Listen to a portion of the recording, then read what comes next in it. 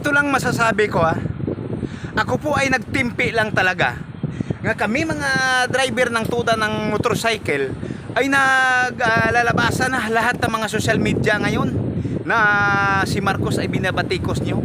Kami po talaga mga boss, hindi po ako talaga ay Maka Duterte, Maka Marcos. Ang akin na po, pinapanalo natin si Marcos dahil si Marcos ay pinakamagaling. Bakit kayo nanalo na si Marcos ay inyong babatikusin? Ano ba kayo mga boss? Ano ba kayo?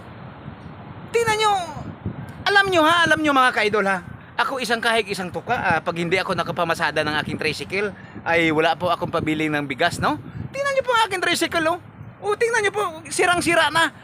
Tapos, makita pa natin bakit makatulong ba kayo? Kahit sinong presidente mga ka-idol ang iupo dyan wala po tayong pakialam sa kanila dahil tayo po ay nagkakayod talaga, nagtatrabaho, no? Wala po tayong pakialam sa kanila at saka hindi po sila talaga na makatulong sa atin dahil tayo sarili nating gawa, no? Tingnan niyo po yung tricycle ko, sirang-sira na. Hindi nga ako naghihingi ng tulong nila diyan Kaming mga tricycle driver mga ka-idol, talagang napaka namin talaga, no? Grabe nang lumalabas ngayon sa mga social media Sobra na talaga, no? Ako talaga ay umaano na lang talaga ako nanahimik na talaga ako. Ngayon, hindi ko na talaga matiis, no? Tayo po ay binuto po natin si Marcos, mga idol. Binuto po natin ng sambayang Pilipino, pati si Vice President Sara Duterte. Binuto po natin dahil alam po natin na sila ang makabigay sa atin ng tulong. Pero ngayon, anong ginawa? No? Anong ginawa nyo? Ngayon, people's power nyo si Marcos? Hindi po pwede yan. Tutol ako nga people's power nyo si Marcos. Ang atin lang po dito mga ka-idol, paabutin lang po natin ang kanyang termino. Paabutin lang po natin.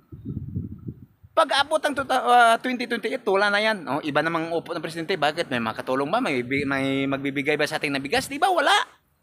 Tayo, sarili lang tayong kayod mga idol. Sarili na tayong kayod. Huwag nyong i-impede si Sara. Huwag nyong i-people's power si Marcos. Dahil tayo lang ang makagamo sa ating sarili. No? Kanya-kanya tayong mga may pamilya tayong mga ka-idol. Kanya-kanya tayong mga nagtatrabaho sa kapwa natin, no? Kailangan po tayo mga ka-idol ay magkaisa na. Huwag po tayo nating lahat sisiraan na sa Congress yan kahit iba-ibang sari-sari na mga dyan. Huwag po tayong ganyan. Maging totoo na po tayo mga ka-idol. Huwag po tayong ganyan. Ngayon, sumali na rin ang ANC, no? Ang Iglesia ni Cristo sa pagrarally. No, sana na tayo. Peaceful na po tayo mga ka-idol, no? Ito si Arnel Lambak Kablog. Maraming salamat mga idol.